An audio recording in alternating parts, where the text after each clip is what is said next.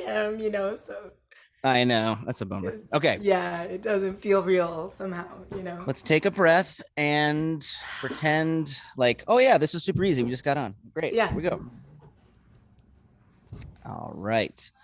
Are you recording anything on your end, or do you want me, or am I just doing it on Zoom? No, do you want me to?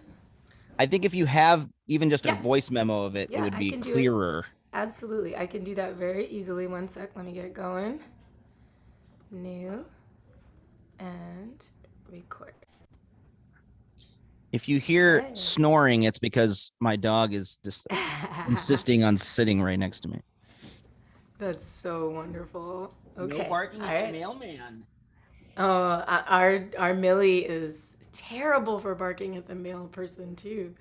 What is up with that? It's just like, I don't know. They say them every. I think it's just something about they never come in, or so they can't like understand that they're not a danger. don't they learn after a certain point like this person is gonna come each day? You would think so, but every day Millie's like, I have to defend the Yeah, yeah. house. And like, you really don't. You really don't have to defend the house. Like, we're all good. All right, I'm recording on my end. Okay, me too. All right, let's do the cross country clap real quick. One, Okay. 2, 3.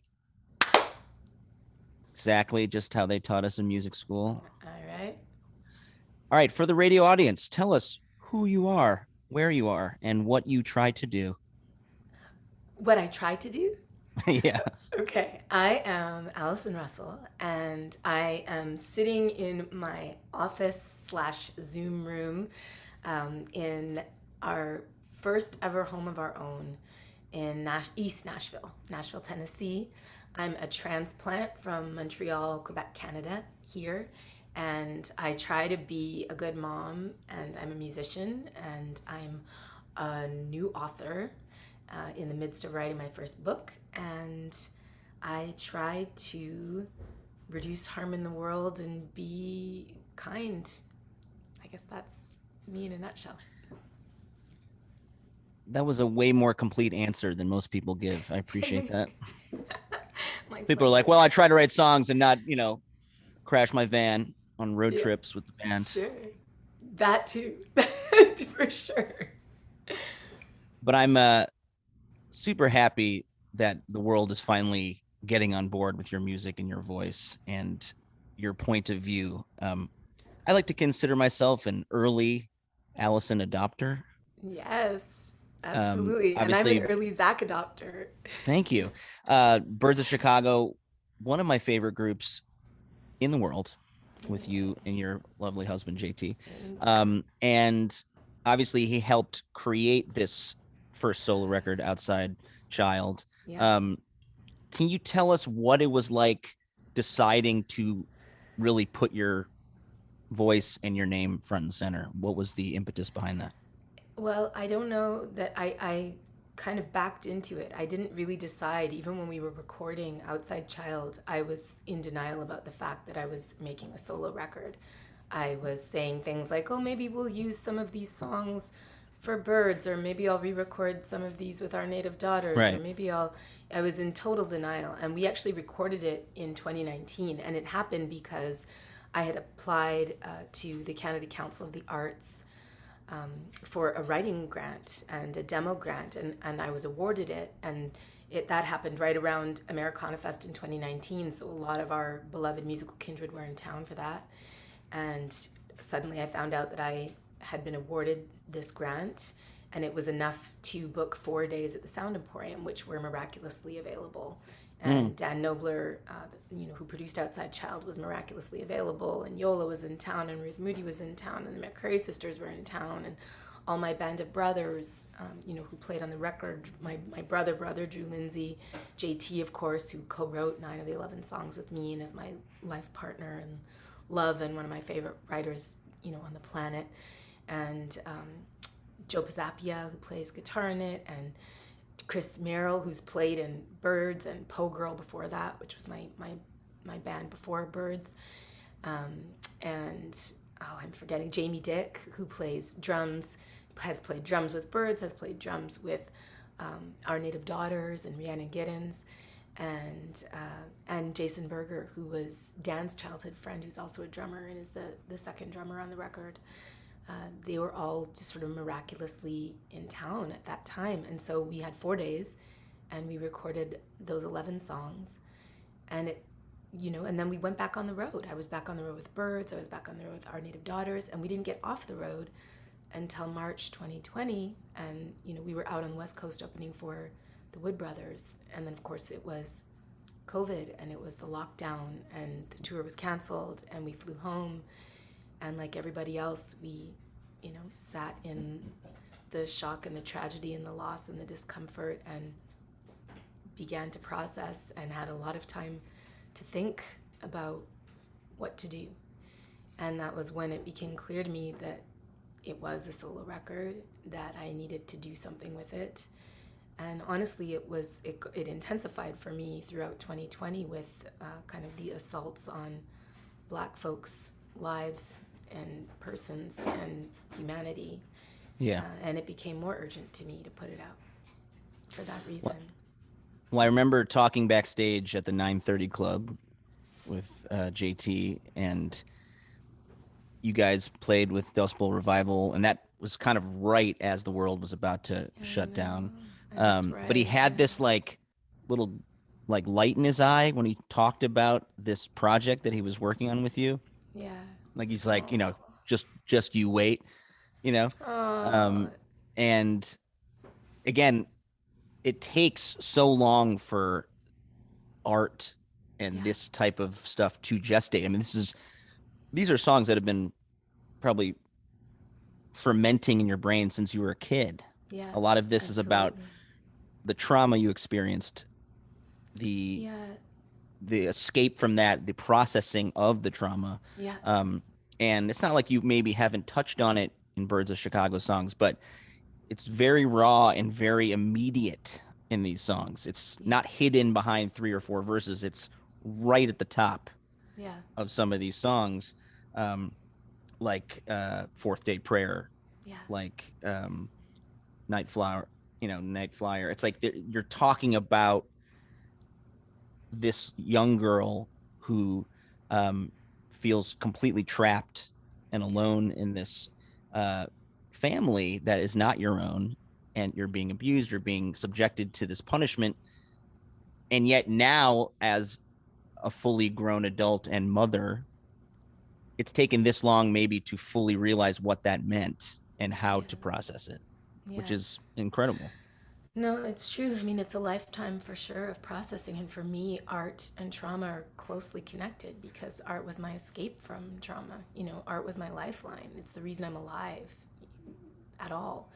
And you're right. The album is very much about the escape from that situation and breaking the cycle. And that is my family. That my mom is my mom and my adoptive father is my adoptive father. He's the man who raised me, and there's nothing I could do to change that. He's also my primary abuser, and I also charged him, and he also spent some time in prison because of it. But my mom still lives with him, they are my family. And he's also was an abused child, so these things, it's like these intergenerational cycles of abuse and trauma and bigotry and violence don't go away unless we can at least take the first step of facing it all head on and opening our mouths about it. And that was one of the things for me in my own healing. So much of what he did, the physical part, the sexual abuse part, your body heals eventually, but what is much more insidious and much more difficult to recover from, and what I'll probably be unpacking for the rest of my life, is the psychological abuse, the systematic brainwashing over years to try to unmake someone's personhood and make a child feel less than human, which he succeeded in for a long time, but not forever. And that's a big part of why I felt like I needed to sing about my roadmap out, my underground railroad to freedom. And the book that I'm writing is sort of an expansion on what I began on the Outside Child album. Because I feel like we're in a crisis right now. It's not just the pandemic. We've been dealing with the pandemics of bigotry and violence and abuse a lot longer than we have been the COVID pandemic, and the COVID pandemic is exacerbating those pre-existing devastating, deadly, insidious, ubiquitous pandemics. And we are seeing our youth committing suicide in higher numbers than ever before. We are seeing domestic violence go through the roof. We're seeing abuse go through the roof. We're seeing a lot of kids, Right. Getting abandoned and we have all of this noise about Roe versus Wade, of politicians trying to control women's bodies and make decisions for them and force them into dangerous situations. If they're forced to seek out an illegal abortion or something like this, and meanwhile, where are the billions of dollars for all of the children that are languishing in basically prisons for children that are pipelines to prisons for adults? Who need forever homes, who need care, who need love, who need protection. It's morally bankrupt what's happening right now. Have you considered running for office? No, no, I don't want to do that. I would vote for you. Oh, you're so sweet, Zach. But I think that my gifts, such as they are, I don't know that the only thing I can do, the only thing I have, are my words and melodies, and hopefully that can. I think that all artists are ultimately radical empathy workers, and we are needed right now more than ever. And I think that this country, not just this country, but this is the country I'm living in now. My home country is in the same state, and a lot of the globe is in the same state, but we are suffering from empathy impairment, really severe empathy impairment, to the point that we are going to drive ourselves into mass extinction if we can't figure out how to value one another as fully equal human beings, and how to listen to one another, and how to creatively problem solve together, rather than continually enter into conflict. We have to figure out how to creatively problem solve, because we're in a really precarious, sort of a precipice moment right now, I think, for our species. Well, the chorus of Fourth Day Prayer is almost like the full circle, right? Where it starts, 1 for the hate that loops and loops, 2 for the poison at the roots. And then it sort of breaks free with the children breaking through, 4 for the day we're standing in the sun, that there is the possibility of hope. And I believe there's more than a possibility. I think that that change can happen so quickly. I mean, that's part of it's a trick. This divide and conquer playbook is an ancient feudal trick. It's like we haven't managed to drag ourselves out of the exploitative, extractive, hierarchical fallacies of the feudal system. Like, we're still trapped in these systems of oppression and enacting these oppressive ideas upon one another and upon our children. But it can change so fast. I think about, in a tiny microcosm way, even what's happening for this record right now. That is not because of me. That is because of an entire community of fellow artists and people on the other side of the curtain, who are doing incredibly creative work on the label side, on the publicity side, on the distribution side, on the journalism side, on the radio side. Like, this is a whole collective and coalition, a community. The work that we're doing in kind of the broader all Americana community, to open the door wider and to try and represent more of this full spectrum of artists, that are out there creating. And I am being uplifted by that community, and this album was uplifted by that community and the incredible village that helped me make it, and that are amplifying it out into the world. Even my wonderful label, Fantasy Records. I mean, we hear so many horror stories about labels, but I have a dream story. It's a label run by women and queer folks, and all like a very diverse executives that work at Fantasy and at the greater Concord family, who saw me and valued me as an artist, and who supported me as an artist and lifted our family out of poverty in the middle of a pandemic, and put real loving care behind releasing this record, and hired the most brilliant publicist I've ever worked with in my life, Meg Helsel at Grandstand Media. She's just incredible. And our Canadian publicists too, Ken Beatty at Kill Beat and Simon at Six Media. Like they've been just killing it. What happens, people don't we know, because we've been doing this for years, and we've commiserated before about publicists that made big promises and didn't follow through, and we've been, Dust Bowl's been down this road, Birds have been down, we all have. It's unprecedented what's happening right now from this record in my life, and so much of that is due to the passion and creative sort of evangelizing of the team and community that's rallied around me and around this record. None of it just, it's like, you can make, we've all made beautiful records, like for 22 years, some of us. I'm 42 years old. I've been doing this professionally for 22 years. I've been making records I'm proud of, with Po Girl, with Birds of Chicago, with Our Native Daughters, for a long time.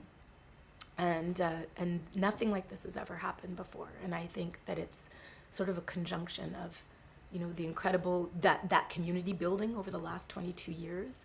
The reason I even know Fantasy Records, or met them, was because of, I reached out to Brandy Carlisle, and we didn't know each other particularly well. We had done the Edmonton Folk Fest together, and the Camo cruise when our girls were tiny babies, and we ran into each other on the beach, and Evangeline and Ida said hi.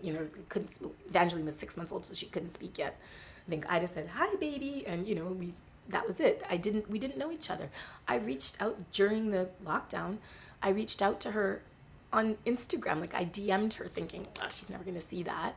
And her wife Catherine found it, and they listened to the demo I sent, and then like a true hustler, started blowing up my phone saying they loved it. And then Brandy just got really, she chose to champion it and to make some calls on my behalf, and she had an intuition about that I should meet Margie Chesky, who's the head of Fantasy and Stacks and Vanguard within the Concord family group. Yeah.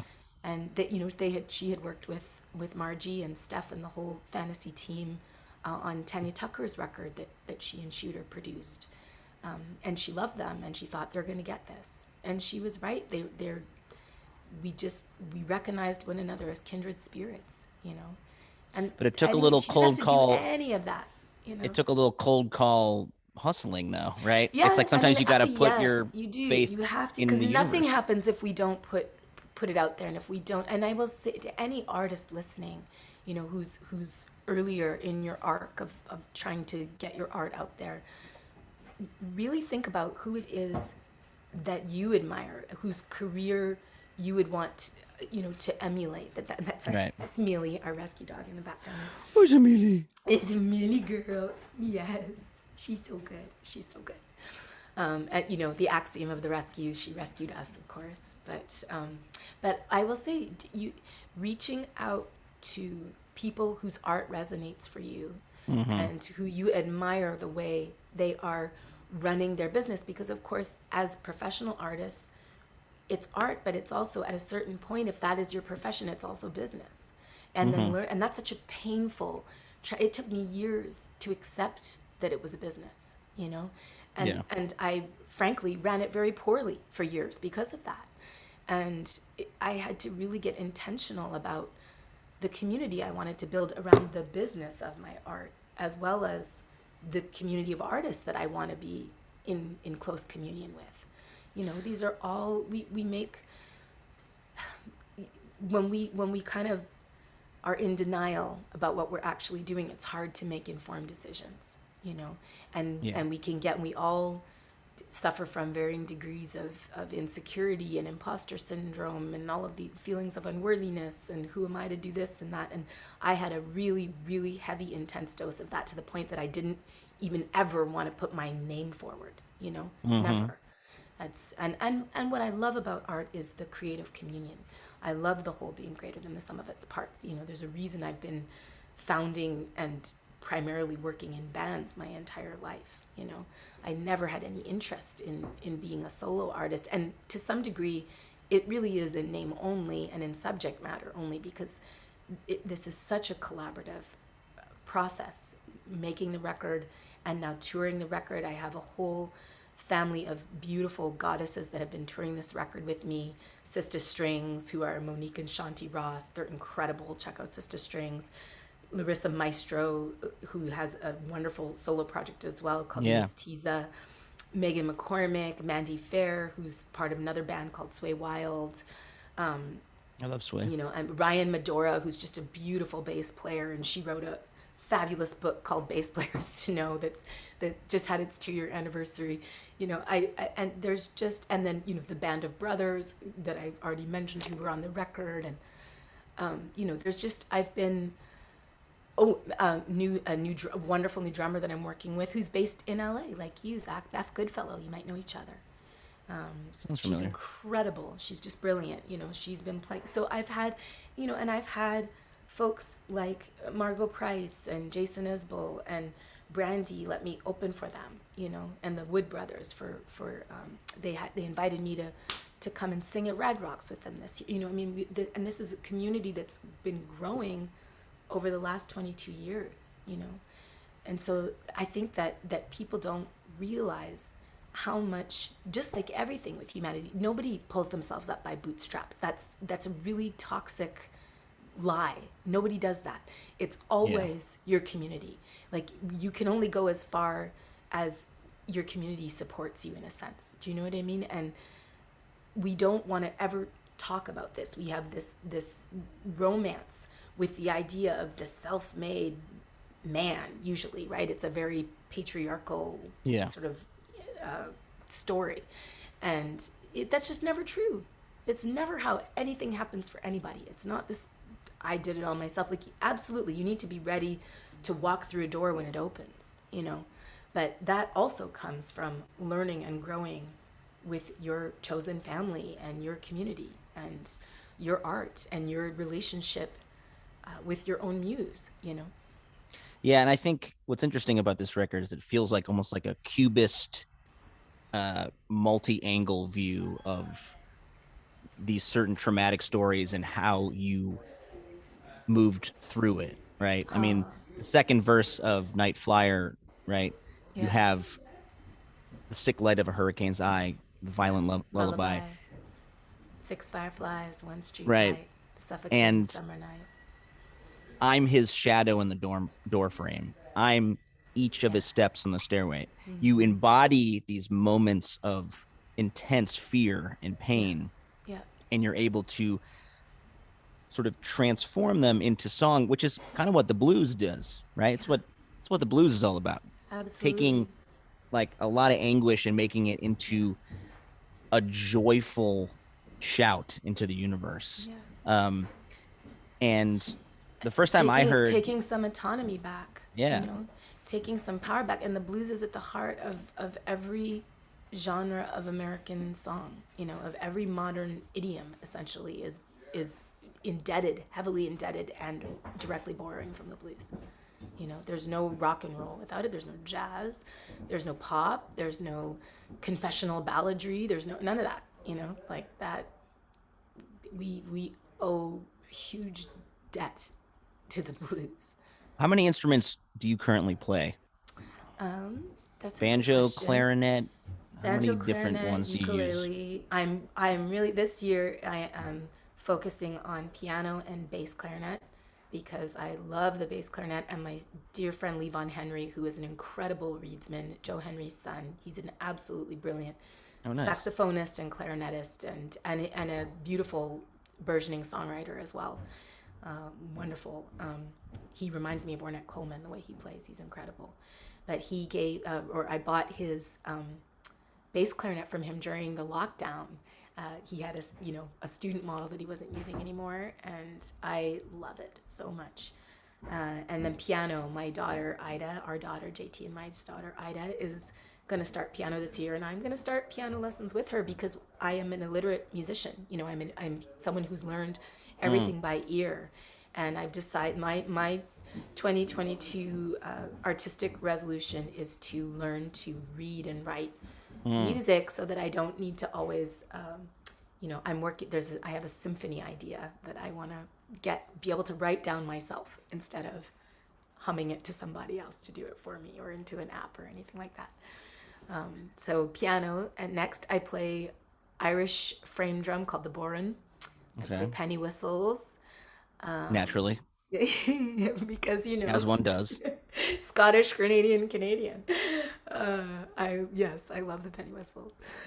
What else do I play? Guitar. Oh, I play guitar. Not well, I play guitar just to write songs here and there, but the banjo is my primary songwriting instrument now, for sure. Well, I went back and listened to the band that you had in Canada called Po Girl, and I used to Yeah. love listening to that in college. I remember You did. like Oh my early gosh. like mixtape days when you were listening to like old Yes. fiddle songs and different things, and like obviously the Be Good Tanyas Yes. were Yeah. Well, around. so Trish Klein and I Right, formed that band together, and Trish, of course, was one of the three women that founded the Bigatanias, or right. four really, because Jolie Holland was there in the beginning, but she left early on and started her solo career, and then Frazee Ford, Sam Parton, and Trish, you know, rose to wide acclaim with that group, and I loved them. I learned so much watching them. They're all sort of like 5 to 7 years older than I am, and I really admired them. Like when I moved to Vancouver, I was 17, and I was in the closet as a songwriter and in the closet as a musician still. And Trish and I met each other early on. I moved into this kind of crumbling, dilapidated house, 475 Aubrey Place. There were always, 8 to 10 of us living there at any given Right. time. And she had just sort of moved out when I moved in. But we had these monthly potluck big jam sessions. Right. And I met her at one of those. And she was really encouraging of me as as a singer and a writer in my early days. So and then I remember my first vocal lines where I met JT was in 2001, and I was basically roadieing for the Tanyas. I was just like schlepping gear and checking out the scene. And I'll never forget the first time I heard JT. For those of you listening in Radioland, JT Nero is the love of my life and my life partner, and we formed Birds of Chicago together, and we made a baby girl named Ida together who's now 8 years old, and we've been together for 15 years and married for 8 years, and he co-wrote 9 of the 11 songs on my debut solo record, Outside Child. But the first time I heard him was when I was roading for the Tanyas at the 2001 Folk Alliance at the Hyatt Hotel in Vancouver. And I remember hearing JT and his singing partner at the time, Michelle McGrath,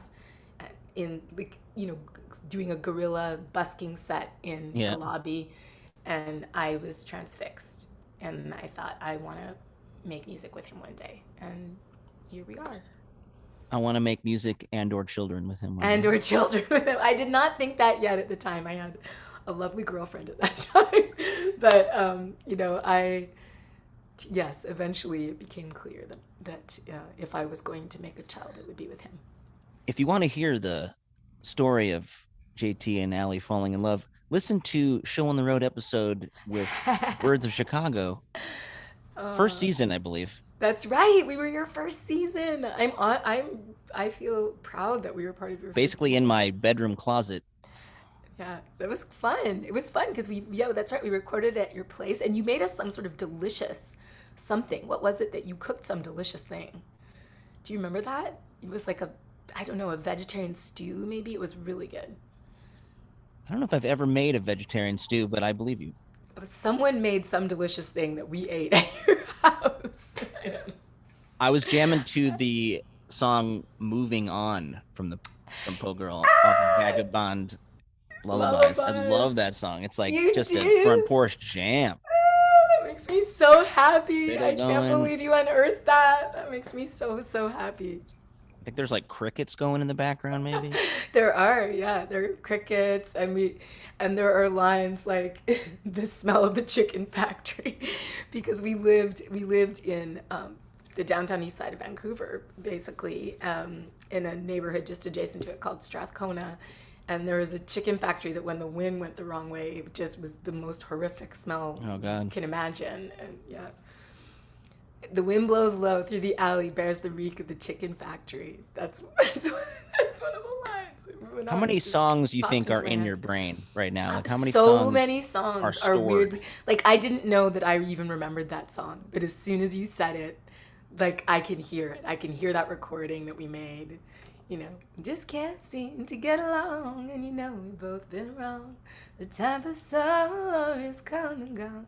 I think we reached that on moving on. My friend Ray Spoon sang on that song with us, and oh yeah, that's just a whole era that. And Ray and I briefly had a band called the Dirties. Like there were all these hysterical layers of just figuring out what we were doing and finding your kindred, your kind of philosophical and musical kindred. Well, I think the Native Daughters project is such a great way for people to learn about Black music from a different angle, right? Yeah, A lot of people absolutely. assume that, most Black music is hip hop or modern soul Yeah, or funk. And the stuff that started way, way at the beginning with the fiddle, the banjo, yeah. comes That's from black Africa music. from as far back as we can Yeah, remember. yeah.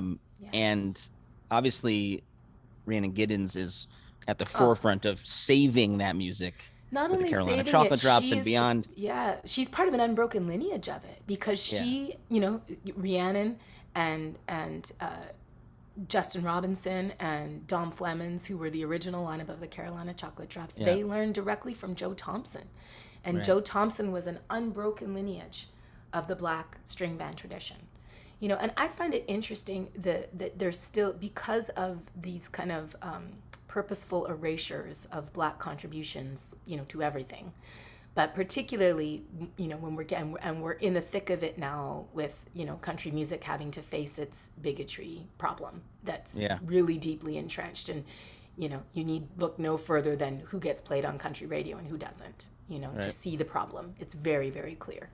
And there's a wonderful, wonderful researcher named Jada Watson that I highly recommend to everybody. Dr. Jada, Data Jada, I think is her Twitter handle, who has done exhaustive and damning research on Mm, just the stats of who gets played on country radio, and it's white men. Very few, even white women, get played. Almost no black women, and there's been a couple of black men that have been given some token airplay. Charlie Pride, of course, the eternal Charlie Pride, may he rest in power, and Darius Rucker. right. And now there's a few, like Kane Brown is starting to make some headway, and Jimmy Allen, things like that. But this is a very deeply entrenched whitewashing of black music, because country music is just as much black diaspora music as it is European diaspora music, and it's also indigenous diaspora music, right? And it's I find it so funny when people are still in denial of that. Right. And my answer to that is always like, so why were all those white performers wearing blackface originally in order to play the banjo? So Why bizarre. would you be well, but that because they saw black people playing the banjo. That's who Right. was originally playing the banjo. Why on earth would they have put on blackface otherwise? They were, it's this it's such a hideous, uncomfortable history. We don't even want to look at it, but the fact is that kind of blackface minstrelsy was the most popular music, Right. not just in America, around the world for almost Yeah. 100 years. It's the original, like, American, and we have to face it. We have to talk. And Rhiannon Giddens has been incredible and at the forefront of naming that, of reclaiming it, and of also talking about the black compositions that were being played. It was straight imitation. And of course, it was mockery because they were so invested in this system of hierarchy, of racial hierarchy, where, the darker you are, the lower you are in this hierarchy. And they were very invested in that. They were very invested in whitewashing and in creating this white supremacist myth of this white American music. That was never a thing. It's never been a thing.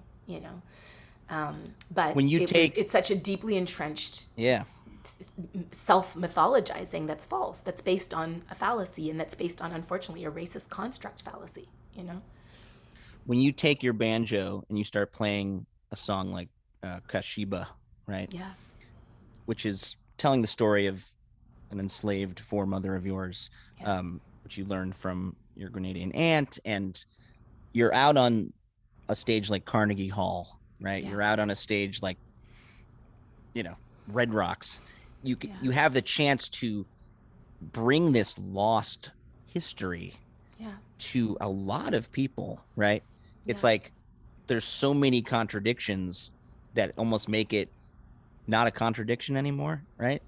yeah. Like this music that you're creating is American music in its Absolutely. bones, Yeah, right? absolutely. And when I talk about America, I have had an interesting thing too of people being, well, you're Canadian. Why are you playing Americana? And North American. exactly. Well, and more than that, it's not just North American, it's Caribbean, it's Right. South American, it's Central American. By the way, Mexico's North American too, you know, which people seem to forget. It's like that's how I think of the evolution of American quote unquote music, right?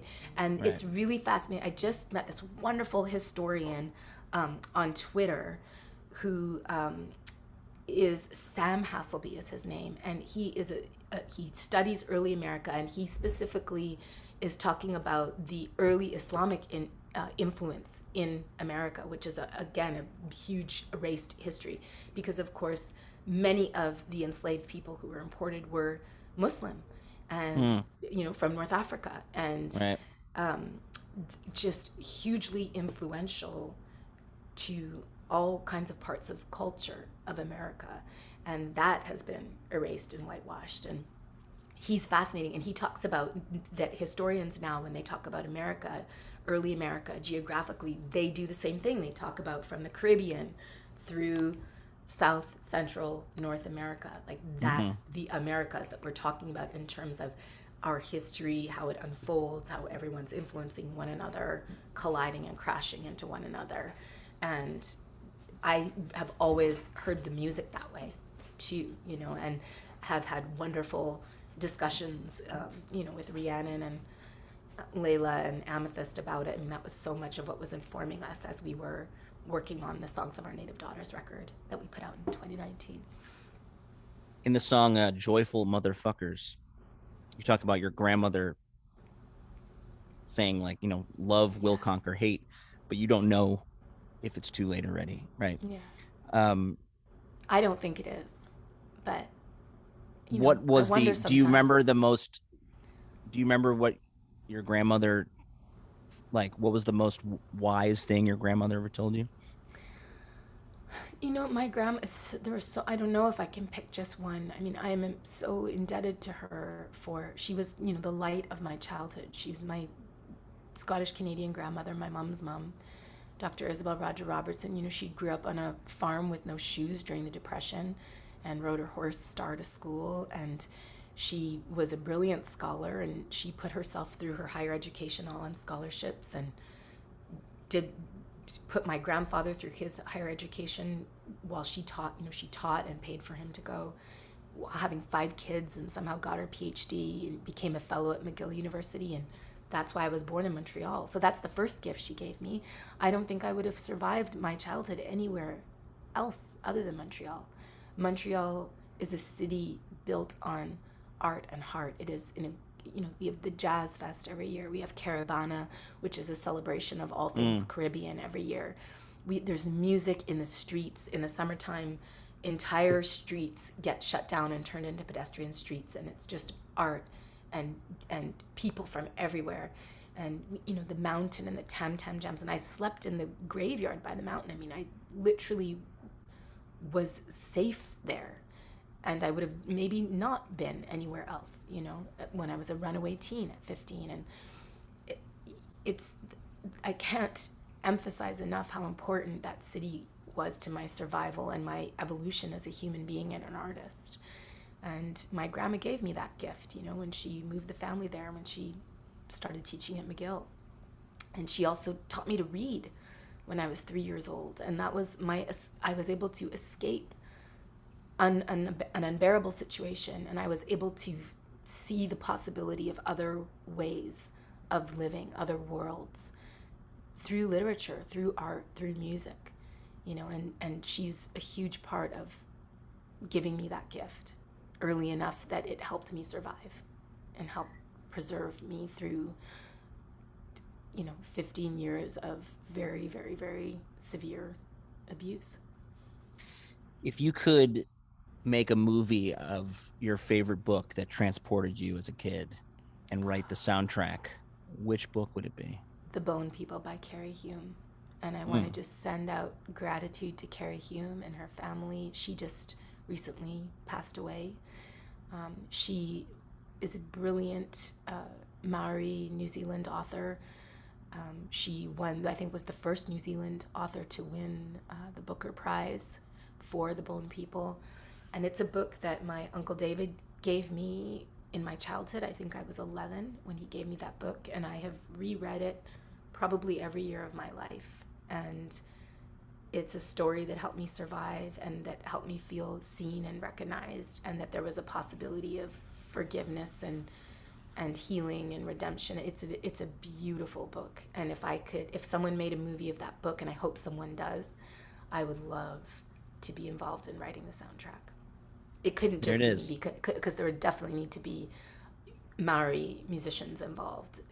It's such a deeply indigenous story to New Zealand, to Aotearoa, the Shining Land, and but I would love to be involved. I would love to contribute.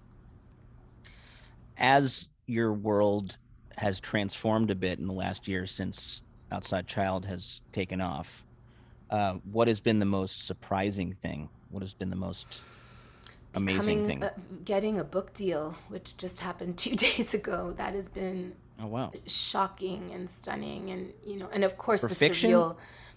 No, it's a nonfiction. It's a memoir that I'm writing. It's Oh, cool. definitely going to grow out of the what I've already begun on the Outside Child record. I realized Mm. that I had a lot more to say and share, and so I'm about I don't know 100 pages in right now, and I have a wonder. I just am working with my dream editor, a woman named Bryn Clark, who is a senior editor at Flatiron Books, which is one of the imprints of Macmillan Publishers. And I am so excited to be working with her and working with Cool. them. And she just edited Tarana Burke's Unbound. She just edited Ashley C. Ford's Somebody's Daughter. Like, she is brilliant, and the authors that she has championed and uplifted are, I think, some of the most important thinkers and writers in the world right now. And so I feel incredibly. I mean, it's a shocking. I can't even believe it, and I'm so excited, to be starting this journey of authorship with them. And so that's the kind of the wildest thing that's come out of Outside Child so far. I've never understood why song lyrics can't be appreciated or like bound in book form like poetry, right? Yeah, yeah, When I was a absolutely. Well, they kid, I can. was Aeneas Mitchell just did that with Hadestown, and it's beautiful. when I was a kid, I definitely was transported by this collection that someone gave me of Langston Hughes's work, Yeah, yeah, the Harlem Renaissance, and like these very simple kind of like almost like yeah, blues rhymes, right? yeah, And I could like absolutely. hear music coming out of them, but they were just on the page in Do you any way you know? wanted to interpret them. Do you know about Layla McCallow's album putting music to those very poems? Yeah, I heard about that. It's incredible. Everybody should check it out. It's one of my favorite records, and actually Smithsonian just re-released it, and it's incredible. Here, let me get the. I want to make sure I get the title right, because of course I'm always listening to things and not like If you looking want to, at go it. back and listen to Layla's episode on The Show on the Road. Yes, Very Colored Songs is the Yeah, name of the record, a it's tribute great. to Langston Hughes that Layla made, and it's stunning. I highly, highly recommend it to everyone listening. And of course, the Show on the Road episode. But the song Persephone again feels like almost a true crime novel happening. Yeah. Yeah. Again, you're dropping us into this very tense, dark situation, and it's not like, well, let's ease them into it, right? No, blood on my shirt, two rip First buttons. line, blood on my shirt, two ripped buttons. It sounds like a Yes. detective writing down a crime Yeah. and Well, it it unfolding. was. It was a crime unfolding, and I was escaping from it, and she saved my life. You know, Persephone was my first love, my first girlfriend, and she saved my life, plain and simple. You Can you know, read that first verse and chorus like it's blood poetry? on my shirt, two ripped buttons might have killed me that time. Oh, if I'd let him. He's slow when he's drunk, and he lost his grip on me. Now I'm running down La Rue Saint Paul, trying to get out from the weight of it all. Can't find a cop, because I know he won't stop. I go see Persephone. I think that the directness, the rawness of that writing is what brings us in, right? We're not, I mean, look, people often don't even listen or read lyrics, right? Yeah. But there's no way to escape the edge of this knife, right? It's right there. And I think I'm curious if you felt like you were being re-traumatized by having to sing these every night. You Is it know, something that's painful to sing, or is it something that's cathartic? it's cathartic and it's interesting. I wondered that myself. Would it be painful? I think the recording of it was the hardest part because they were very raw new songs when we Yeah. recorded them. You know, all of these songs were written between July 2019 and September 2019. And in fact, the last one we were finishing in October as we were recording them at the studio.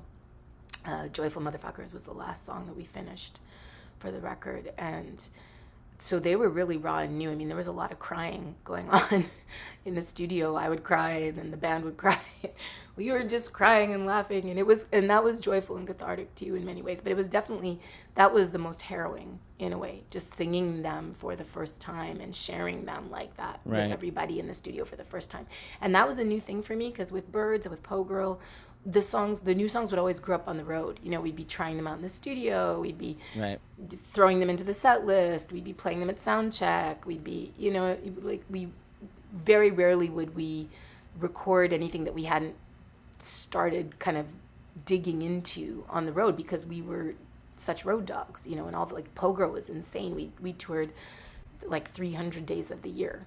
You know, we were a Wow. little more humane to ourselves in Birds. We, you know, I think it was like between 175 and 250 every year, you know. That's still a And lot. yeah, you know, we were trapped really actually Yeah. in hardcore subsistence touring. You know, we're working class musicians. Yeah. It wasn't a bus. We weren't touring on a bus. The only time I toured on a bus was with Our Native Daughters, Right. and once with Stuart McLean. We got to ride on his bus and tour with him before he passed. And, you know, we were in a van. I was nursing my baby in that van. I raised our child in that van, and scuzzy green rooms, and sometimes just sitting in the van because the green room was too disgusting where you couldn't even go into the venue anyway, like, you know, places like Hotel Cafe in LA Yep. where you know, can't, it's like 8 bands and there's nowhere to go and they won't let a baby in there anyway. So it's, you know, Yep. it was not glamorous. You know, we loved getting to open for y'all at the 930 Club. That was fancy, you know. But we were hard touring, and it was working class, small venues, and I wouldn't trade a minute of it. I learned so much from all of that. But the pandemic and the shutdown forced us to rethink everything, and I realized Yeah. how utterly vulnerable we were when our entire living was predicated upon subsistence touring, Yeah. you know, and that when the shows disappeared, like how was I going to provide for how are we going to provide for our child? And both JT and I just dug in on writing that we needed to find more and diverse and less sort of subject to cancellation Yeah. ways to use our words. And that's, you know, what we both really dug in on throughout 2020 and now into 2021 when I've now just miraculously, you know, assigned author. And and we both got signed to Concord Music Publishing last year, toward the end of last year, and that was life-changing. Like, I was excited about that Fantasy wanted to put out Outside Child, but we all know there's no guarantee with any record, and Yeah. the sort of vagaries of the pandemic, like there was no way to know even if we'd be able to do any touring in 2021. Right. You know, everyone was sort of like, buckle up, we have no idea what's going to happen. But I was incredibly lucky to have a label like Fantasy who were like, we've got you. We're doing an 18-month campaign and we're going to get creative with it, because we all have to get creative with everything right now. There's no, Yeah. we're reinventing everything as we go. You know, this virus is forcing us to evolve too, you know, and to change and to do things differently and to self-examine. And you know, we're in the midst of it. I don't think we're going to even understand. We're too close. We're in it. We can't see how we're changing fully. We are not going to know. Probably historians in 20 years will tell us what happened, you know. Of all your years, and you've played in different countries, you've played around the world, is there one show that sticks out as the most bizarre, the most insane, like possibly dangerous show that you've ever played? The most dangerous was actually, so there's two things. The most kind of wondrous and outside of anything I had experienced before was the Masao Women's Festival in Douala, Cameroon, that Po Girl was so privileged to play. We were one of only two North American bands that got to play it. That was in 2007, the summer of 2007, and we got to play in Paris, and then we flew from Paris to Douala. And when we got there, the festival stages hadn't been built yet, and we thought we were playing the next day. And it was, you know, it was like everybody literally said to us, "This is Africa, it'll happen, don't worry." They got us a driver who took us all over Cameroon to these beautiful beaches, to Yaoundé, and we met these incredible women, like this Dovi Kendo, who is a Cameroonian superstar. She was on a very popular soap opera in the Cameroon, but she also started a theater company that she named MLK after Martin Luther King. She was at the forefront of AIDS activism, of HIV awareness, of sex education for women. She's like a first wave feminist in Cameroon, and her whole group of just absolute badass lady friends. And we hung with them, and they took us everywhere. And it was my first time not being a visible minority ever in my life. It was incredible. Although I was sort of a minority in that I'm pale for Cameroon. So they would call me La Petite, and I'm not pale. For those of you listening in the audience, nobody in North America would call me pale. Nobody in North America would ever think that I have a white mom. I am, you know, I have dark brown skin and 4C, very textured, curly African diaspora hair. And nobody in North America, definitely not America, where most Black folks here that are descended of the enslaved diaspora a lot of them are paler than me. So, you know, nobody thinks that I'm anything other than fully Black here. But in Cameroon, I was pale there. And they called me La Petite Métisse, which means, you know, the little mixed girl. But it was said with affection. It wasn't said in a derogatory way. And they all also said, "You look Cameroonian." And that was in 2007 that we went there. It was magical. We played with this incredible sort of like almost mixing like high life with hip hop, with poetry. She was just brilliant. This woman named Lady B, and I would love to get to work with her again. She was incredible, and we jammed, and we met so many beautiful musicians. We met school children. We were adopted into this community of fierce first wave feminists in Cameroon.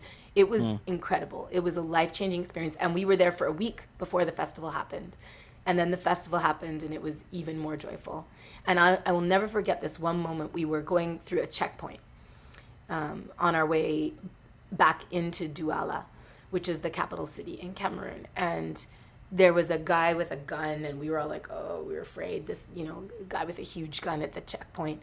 And I thought about our bureaucracy in North America and how hidden the white crime of it is, the white collar Right. crime of it. It's so hidden, redlining, preferential loaning so that people of color can't get a loan, or, Right. you're trying to sell your house, and if you're a black family, your house is considered to be $500,000 less than if it were a Yeah. white family. All these stories that are true that come out that we've had to live, learn and face. Some of us are facing it, some of us are still in denial. But this crime that's gone on and gone on, you want to talk about looting, like the theft of an entire country from indigenous people, the theft of, all of Yeah. it goes on and on. And Africa, the continent, gets, we have our former president calling it a shithole and things like this, right? And it was paradise. It was paradise. Yeah. Cameroon was, I've never been anywhere where people were kinder, where people treated each other with loving respect. There were, Cameroon has everything. It has rainforest, it has stunning, pristine beaches, it has beautiful, clear, fresh water. They have absorbed Mm. so many folks fleeing political conflict in Nigeria, so many folks from Chad fleeing the Mm. water crisis, the climate crisis, because Lake Chad, which was the water source for 20 million people in Africa, Right. is almost completely dried up. So the drought has forced mass migrations, and Cameroon is this kind of like gold. It has this sort of incredible resources that keep it very stable. It's surrounded on its inland sides by these rainforesty mountains. Mm. It's got a beautiful port. It's a stunning place, and it's absorbed. It has 124 distinct ethnic groups and languages, and there's no war. Nobody's warring. They use humor to diffuse crisis situations amongst one another, and they've absorbed and welcomed so many refugees from Nigeria and Chad, and it was stunning to me. I remember we were on this little beach, and there were kids like running into the water with these nets and coming out full of these silverfish, and our friend made us grilled us fish over a fire. It was the most euphoric, idyllic, paradise-like experience I've ever had. And I thought about what the images that we see Mm-hmm. of Africa here, how skewed and biased it is. Because the fact is that all of Europe's wealth, all of the empires, the various colonial empires of Europe, so much of that wealth was extracted and stolen from Africa, including, of course, in America, extracting and stealing black people, my ancestors, Yeah. and enrich our unpaid labor and blood and children created the wealth of this country, a vast amount of it. We don't talk about, so I was just thinking about the kind of the depth of the theft that's happened here. Mm. And there I am at this checkpoint. There's a man with a gun, of and we're taught that a black man with a gun, nothing could be more fearsome in this country. The bigotry of this country teaches Mm-hmm. us that.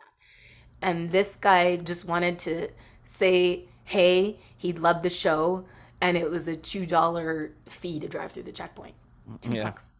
I was like, okay, this is bureaucracy I can get behind. It was it completely, and the things, people saying things to me like, we're so sorry, our village never sold slaves. I had never Oh thought wow. about the African experience of the slave trade. I had never Yeah. thought about it because we don't talk about that or study that or learn about any of it. We don't learn about the fact that there were incredibly wealthy kingdoms, and that there was, it's like we don't learn anything about African history, which is world history, which is what the wealth of the European colonial powers was based on. It's just fascinating, and that is part of the erasure of black contributions. And I think it's a very intentional thing, because then the guilt sets in if you really face it, right? Have you Then you considered have working to. for the Cameroonian Tourism Board? I should, because it was a mirror. It was the most. That was the most miraculous experience that I got to have based on going to play a show. Yeah. Well, that song, was it Hi Brazil? Yes. Where you talk about your great grandmother. Yeah. Um, this album, Outside Child, is sort of like a looking back through your family line. Obviously, um, some of it forced family, some of it adopted family, Mm-hmm. but it's all your family, right? Yeah. Again, it's like this cubist Yeah. multi-angle view And the great grandmother, through the time. Scottish great grandmother, is my biological. My mom is a Scottish Canadian, you know, so that Yeah. part is my lineage too, you know, and there are some really intense parallels within the lineages. You know, it's really fascinating. If you could put together a festival where you booked 5 artists who are no longer on this living plane, Ah, who are back in history somewhere, you could have okay, them come alive for one day only. okay. Who would those 5 artists be, and where would it be set? Where would your fest be set? Oh, that is well. I think I would. This is a really hard question. I think the festival would be a free festival in the park in Montreal Okay. because that was so important to me growing up that I got to experience public art, free music growing up, you know, that was accessible to me because my family, they were never going to take me to a show, you know, that was not Yeah. something. So the fact that I got to experience that was because of free art. Okay. So it would be a free concert. It would be Right. outdoors in a park in Montreal. Miriam Makeba, Okay. I always wanted to see her. I would love, so Miriam Makeba, this is hard.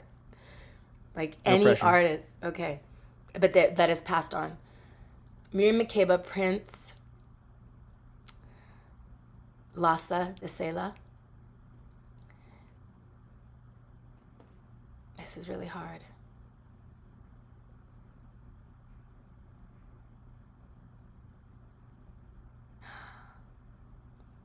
Mahalia Jackson. Mm. And this is so hard.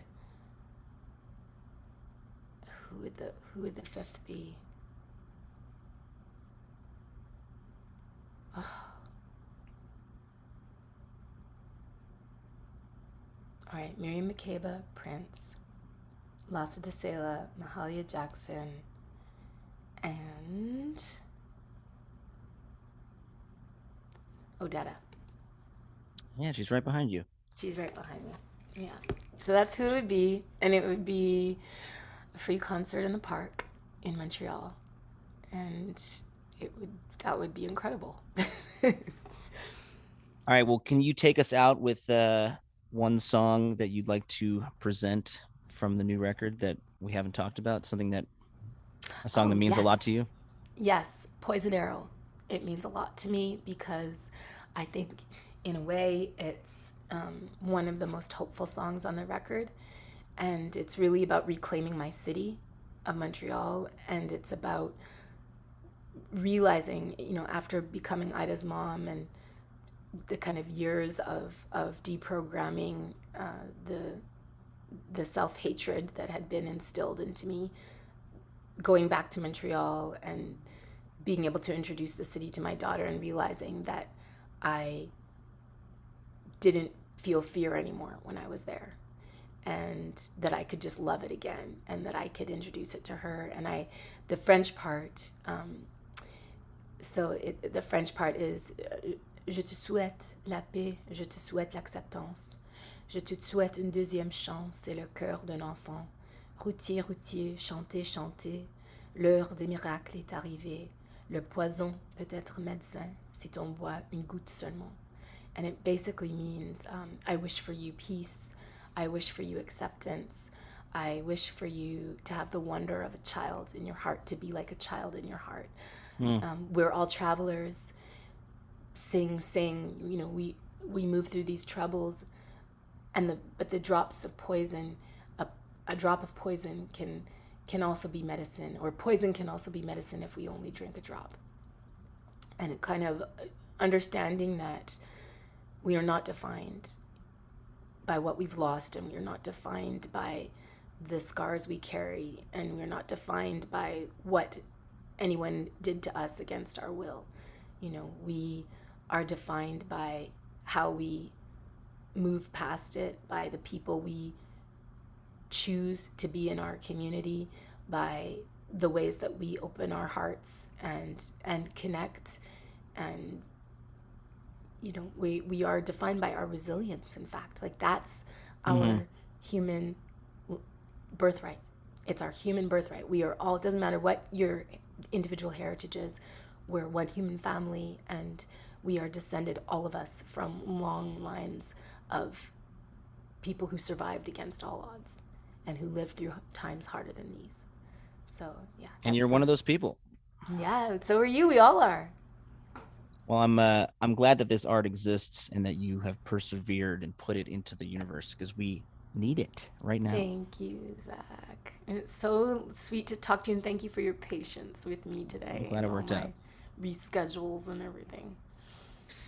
Well, by the time this episode comes out, probably in a few weeks, I will be a dad.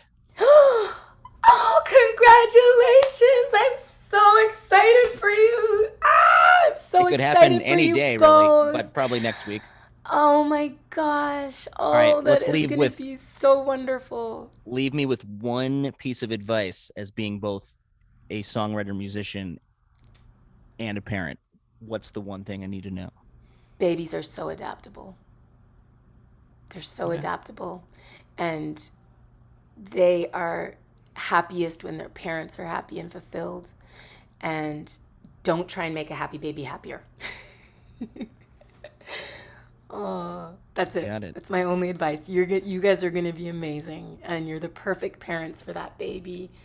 And you're going to, nobody knows what they're doing. We're all figuring it out as we go. That's what I would say. Amen. I'm so thrilled for you. I'm so excited. Thank you for sharing that with me. It's going to be a wild ride. Oh, it's going to be wonderful. It's going to be wonderful. I'm thrilled for you. Well, thrilled for you both. Give my love to JT. I will. Eventually, can you send this to showontheroad@gmail?